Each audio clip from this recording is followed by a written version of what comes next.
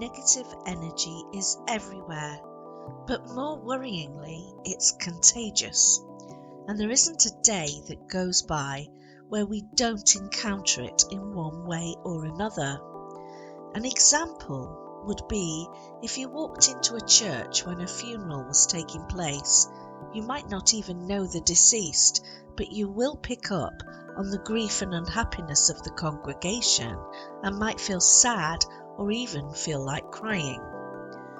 Every emotion we express, be it happiness, anger, or hatred, produces an energy. And if it's sad or unpleasant, it can cling to those people who are in its vicinity. You might be sat next to someone in the office who is unhappy or upset, or someone in the family might be suffering with depression. We can't always lock ourselves away, so it's important to put into place some protective measures. There are many crystals which offer protection.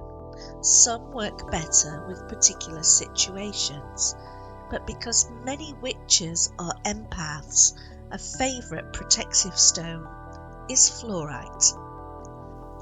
This stone comes in a variety of different colours, but the ones I like to use to repel negative energy are the green ones or the purple ones, or a combination of the two. Fluorite is renowned for being powerful. It not only guards against negative vibrations, but also acts as a barrier, making any bad energy bounce right off you. This crystal, it cleanses a person from the outside and from within, so it not only forms a shield around you, but it also boosts self-confidence and stabilizes the aura. If we don't protect ourselves from unwanted energy, we can begin to feel the effects in many ways. We could encounter a series of bad luck, or we could generally feel down and dejected. Something as simple as a small fluorite tumblestone can deter the negative vibes from penetrating our auras. A good way is to keep a stone in your pocket and carry it around with you every day.